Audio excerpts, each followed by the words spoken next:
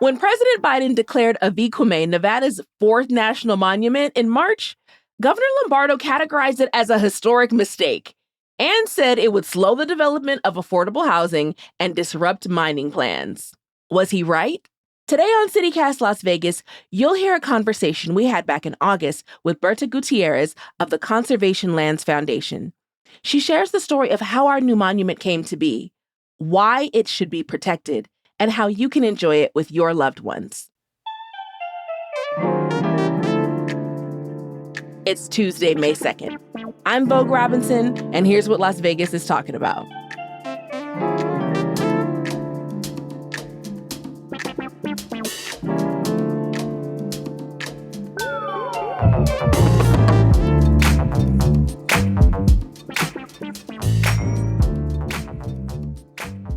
Good morning, Berta Gutierrez, and thank you for being on CityCast today. Thank you, and good morning. Thank you for having me. Yeah. So we brought you on. I'd love to know a little bit more about Avicume. Can you tell me what that is? Avicume is a region in southern Nevada. It surrounds Spirit Mountain, and right now it's a proposed national monument. The area is very sacred to at least 12 Native American tribes, and it's really rich in biodiversity. Some of the biggest Joshua trees in the state of Nevada are there. It is great habitat for tortoise. So because of the great cultural values and the rich biodiversity of the area, it makes it a great candidate for a national monument, which can be protected either by Congress or by the President of the United States through the Antiquities Act. Oh, okay, cool. For someone who hasn't visited the area, can you describe what it looks like? I know you said it's a great place for tortoises.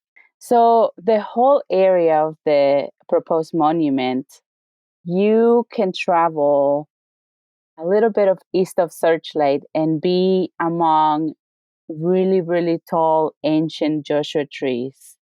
You travel another hour away from there and you're surrounded by evergreens, and you're at a higher elevation. The air is a little cooler and you're seeing less Joshua trees and more juniper, more just evergreen.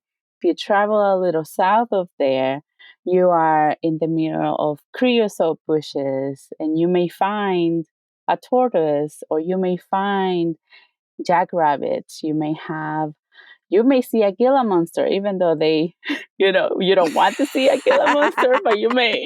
But you might. Watch out. Yes.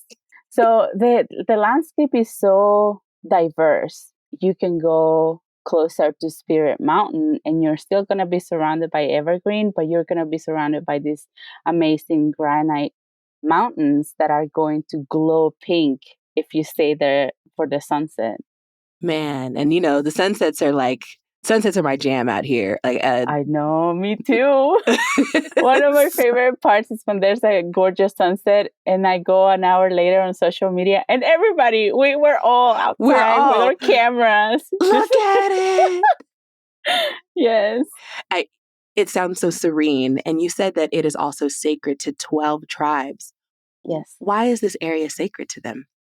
So the 12 tribes that we know of, 10 of them are the human-speaking tribes, which include the Mojave, the Hualapai, among others. And many of these tribes traveled down, some of them into Mexico, but some of them stayed around here, while the process of colonization was happening.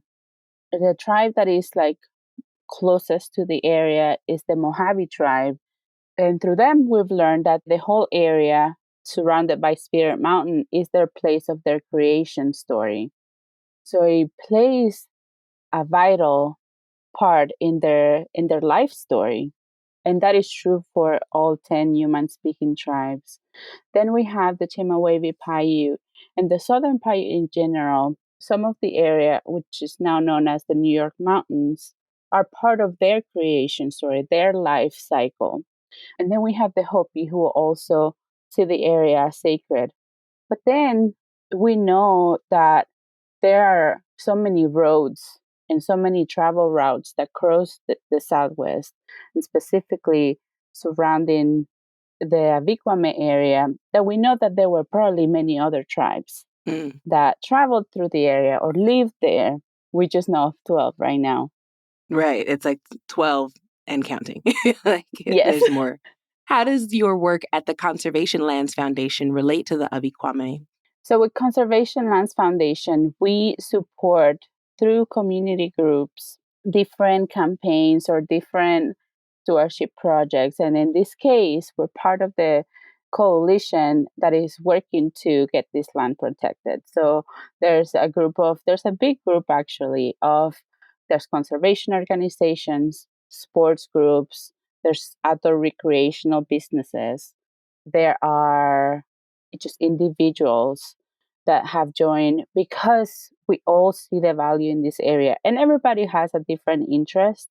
Our interest is to really protect this area in a permanent basis so that it can really help us survive as humans. We need a balanced environment. We need to learn how to live with nature in order to survive. Protecting Abiquiame would help with our climate goals, saving habitat for biodiversity to survive and to move as the climate changes. It would help preserve the cultural values. There are indigenous tribes that their culture is tied to the place. They still go and visit different areas to be able to pass down their culture. And so the landscape has to be there, has to be protected so that their culture can continue.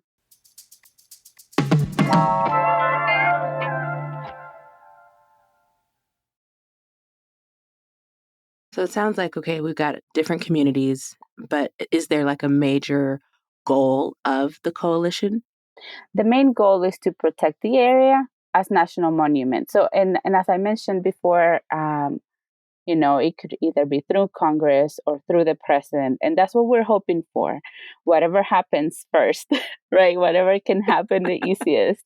We're here to support that, but we're here to really educate the community about the importance of the area. It's also important for recreation. The Abikwame area, because there's a couple of mountain ranges that separate that area from Las Vegas, you can see the stars. And how many kids that live in Las Vegas, live in these urban areas, haven't seen the Milky Way? You can see it from Abikwame, right? You can go for a hike, you can go for a picnic, you can spend some time in nature, which is so important to us really connecting as humans and preserving our mental health. Yeah. So part of that is just really getting the community out there. What do you think are the biggest concerns that locals have? There's concern about some open areas that can be snatched up for something other than protecting the cultural values or protecting the habitat that exists in there. Usually you have somebody that says, no, this is not a good idea. But the Abikwame National Monument proposal actually has the support of all of the townships that are around it. So we have the support of Searchlight, Boulder City, Henderson, and then Laughlin. Laughlin has such a rich experience in tourism and water tourism, right? And they realize that protecting this area can bring that land tourism that they're lacking. People hiking, people backpacking. And where do they go for supplies? They go to the nearest grocery store. Yeah. Or if they don't like camping, they go to the nearest hotel, right? So there are so many benefits, and the surrounding towns, they realize that, and they're like, yes, let's do this. This is, national monuments are good for the economy. They're good for individuals and their mental health. They're good for the animals that live there, and they're good for preserving culture and history. And this is not a new battle. Like, this is long time in the game. So when did this movement begin, this desire to ask for this land to be protected? The Mojave tribe has actually been at it for decades, and they have been little by little advancing protections. First, it was having Spirit Mountain itself designated as traditional cultural property. Then it was having it designated as wilderness. Then it was, it's like little by little they've been able to achieve. There's some designations in the California side that are really part of that larger landscape that have been able to get protected. So right now, Avicuame, the Nevada portion of it, is like really the last piece of the puzzle to get that whole landscape, that whole really cultural landscape protected. Word. And does tribal sovereignty play a role in the negotiations at all? Absolutely. In fact, right now, in order to really get anywhere, you do have to have tribal support for whatever proposal that exists. And right now, it's really important. Right, this administration has made it a priority, and we see it because Secretary Haaland is the first Native American to hold the Department of Interior secretary positions. And that's how it should be, right? Like, hopefully that stays forever and ever, because that's really how it should be. They should be part of the conversation. Tribes should be part of the conversation when it comes to not only conservation, but also industrial development. Like, it's like, where is it okay to do this? And are we having people who are stewards of the land really present in the room to speak? Are desert lands harder to protect? Because I know some people are like, well, it's just dirt. Yes. That's why we do community-led conservation, because the people that think, it's just desert, there's nothing out there, let's go put some nuclear waste. It's people that don't live here, right? It's people that don't know the desert, that haven't been to the desert and haven't seen the life that is in there. I don't think that you can live here and be like, as long as you have experience, as long as you have been out there. And that's one of the very important parts of any kind of campaign, bringing the community out there, because you can talk all day long about how beautiful Avicuame is, but if you get people to go out there for an hour, that's an experience, right? That's something that you can't really put into words or pictures, even though we try.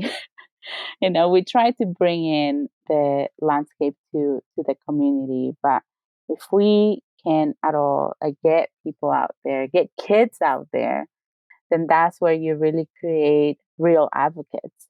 I love that.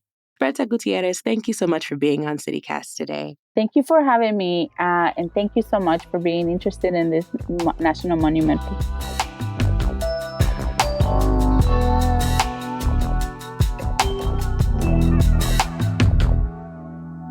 Let's get into a little news.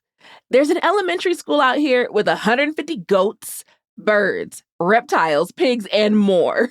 It sounds magical, but it's not Hogwarts. It's the Hoggard Math and Science Elementary Magnet School. They have animals that live both indoors and outdoors. Lucky kids. Also, a few months ago, the Governor's Office of Economic Development handed Tesla $412 million in reimbursements and abatements. This massive tax break was no doubt the inspiration behind Senator Dina Neal's proposal to strip the office of that power. If passed, the bill would require an okay from lawmakers for any tax breaks that are more than $500,000.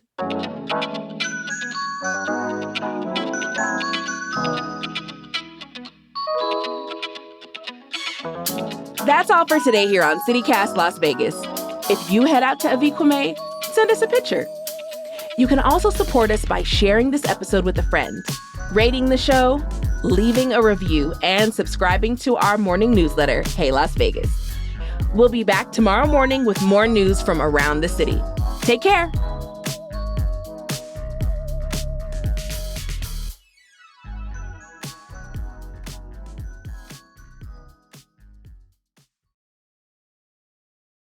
This is Dwayne. Dwayne the kitty. Hi. What do you want, Dwayne?